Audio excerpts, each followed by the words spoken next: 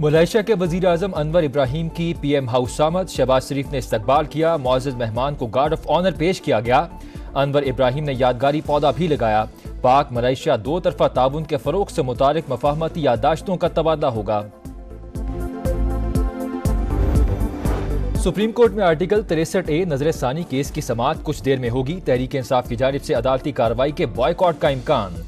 ज़राए कानूनी टीम के मुताबिक मौजूदा बेंच की तश्कील के खिलाफ कानून होने के मौक़िफ़ पर कायम हैं। लाहौर में सिक्योरिटी खदशात पर 6 रोज के लिए दफा 144 नाफिज। सियासी इज्तिमा, धरने, जलसे और एहतजाज पर पाबंदी होगी। नोटिफिकेशन जारी। पाबंदी का इतलाक 8 अक्टूबर तक रहेगा। बानी पीटीआई की 6 और बुशरा बीबी की एक केस में जमानत कबल गिरफ्तारी की दरख्वास्त। सेशन कोर्ट इस्लामाबाद ने अबूरी जमानत में 21 अक्टूबर तक तौसीह कर दी।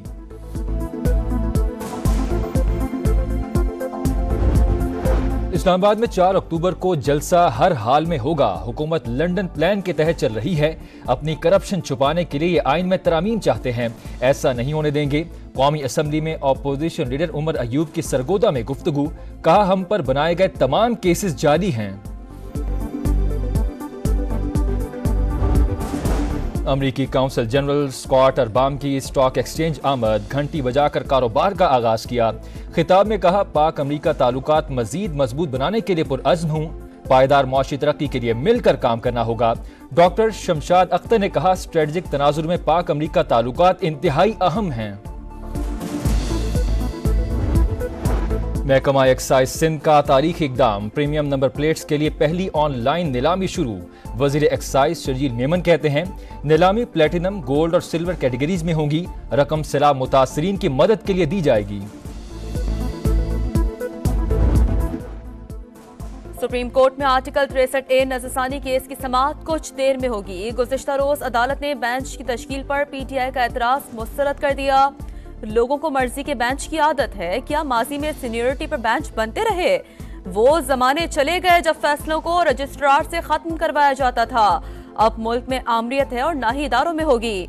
चीफ जस्टिस के रिमार्क्स। कहा, फुल कोर्ट बुलाने से मुझे कोई मसला नहीं। क्या हमारे पास इख्तियार है कि जबरदस्ती किसी को पकड़कर बेंच में लाएं?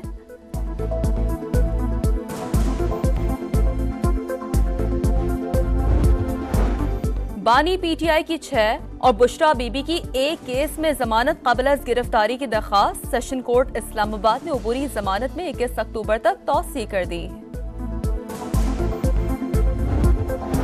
कराची के सार्फिन के लिए बिजली महंगी होने का इम्कान। नेपरा में की इलेक्ट्रिक की दरख्वास्त पर आज समाअत होगी। मंजूरी की सूरत में सार्फिन पर 85 करोड़ से ज्यादा इजाफी बोझ पड़ेगा। और अमेरिका का ईरान की जौहरी तंसीबात पर इसराइली हमलों की हिमायत करने से इनकार।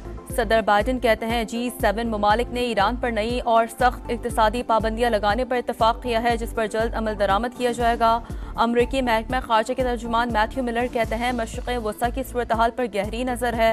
चाहते हैं लबनान में शहरियों और इंफ्रास्ट्रक्चर को निशाना न बनाया जाए।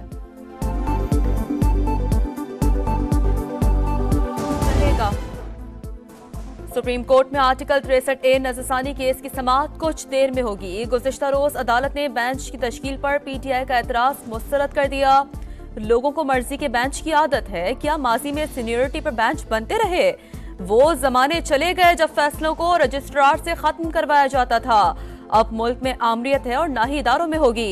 चीफ जस्टिस के रिमार्क्स। कहा, फुल कोर्ट बुलाने से मुझे कोई मसला नहीं। क्या हमारे पास इख्तियार है कि जबरदस्ती किसी को पकड़कर बेंच में लाएं?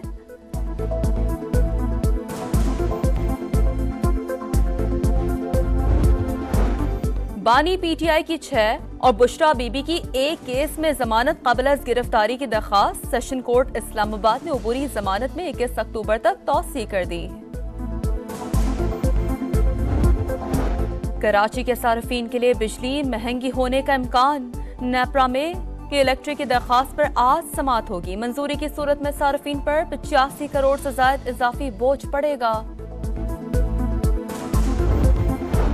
और अमेरिका का ईरान की जौहरी तंसीबात पर इसराइली हमलों की हिमायत करने से इनकार। सदर बाइडन कहते हैं G7 ममालिक ने ईरान पर नई और सख्त इक्तिसादी पाबंदियां लगाने पर इतफाक किया है, जिस पर जल्द अमल दरामद किया जाएगा। अमरीकी महकमा खारजा के तर्जुमान मैथ्यू मिलर कहते हैं मशरिक़ वस्ता की सूरत हाल पर गहरी नजर है, चाहते हैं लबनान में शहरियों और इंफ्रास्ट्रक्चर को निशाना न बनाया जाए।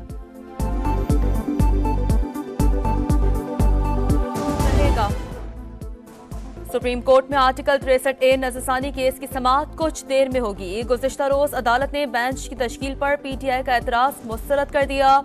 लोगों को मर्जी के बेंच की आदत है, क्या माजी में सीनियरिटी पर बेंच बनते रहे? वो जमाने चले गए जब फैसलों को रजिस्ट्रार से खत्म करवाया जाता था।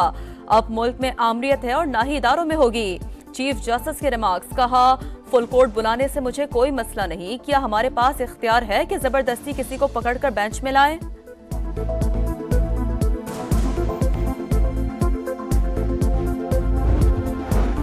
बानी PTI की 6 और बुशरा बीबी की एक केस में जमानत काबिल गिरफ्तारी की दरख्वास्त सेशन कोर्ट इस्लामाबाद ने अबूरी जमानत में 21 अक्टूबर तक तौसी कर दी।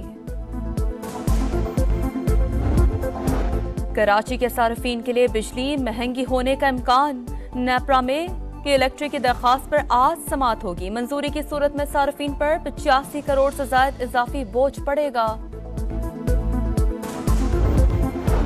और अमेरिका का ईरान की जौहरी तंसीबात पर इस्राइली हमलों की हिमायत करने से इनकार। सदर बाइडन कहते हैं G7 ममालिक ने ईरान पर नई और सख्त इक्तिसादी पाबंदियां लगाने पर इतफाक किया है, जिस पर जल्द अमल दरामद किया जाएगा। अमरीकी महकमा खारजा के तर्जुमान मैथ्यू मिलर कहते हैं मशरिक़ वस्ता की सूरत हाल पर गहरी नजर है, चाहते हैं लबनान में शहरियों और इंफ्रास्ट्रक्चर को निशाना न बनाया जाए।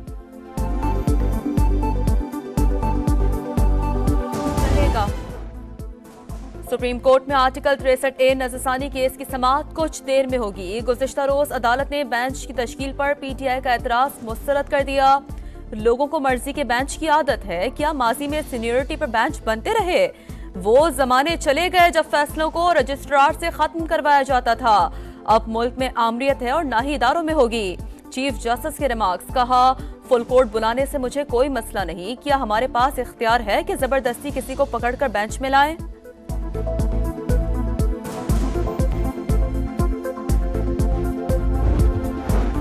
बानी PTI की 6 और बुशरा बीबी की एक केस में जमानत काबिल गिरफ्तारी की दरख्वास्त सेशन कोर्ट इस्लामाबाद ने अबूरी जमानत में 21 अक्टूबर तक तौसी कर दी। कराची के सार्फिन के लिए बिजली महंगी होने का इम्कान, नेपरा में कि इलेक्ट्रिक की दरख्वास्त पर आज समाअत होगी। मंजूरी की सूरत में सार्फिन पर 85 करोड़ से ज्यादा इजाफी बोझ पड़ेगा। और अमेरिका का ईरान की जौहरी तंसीबात पर इस्राइली हमलों की हिमायत करने से इनकार। सदर बाइडन कहते हैं G7 ममालिक ने ईरान पर नई और सख्त इक्तिसादी पाबंदियां लगाने पर इतफाक किया है, जिस पर जल्द अमल दरामद किया जाएगा। अमरीकी महकमा खारजा के तर्जुमान मैथ्यू मिलर कहते हैं मशरिक़ वस्ता की सूरत हाल पर गहरी नजर है, चाहते हैं लबनान में शहरियों और इंफ्रास्ट्रक्चर को निशाना न बनाया जाए।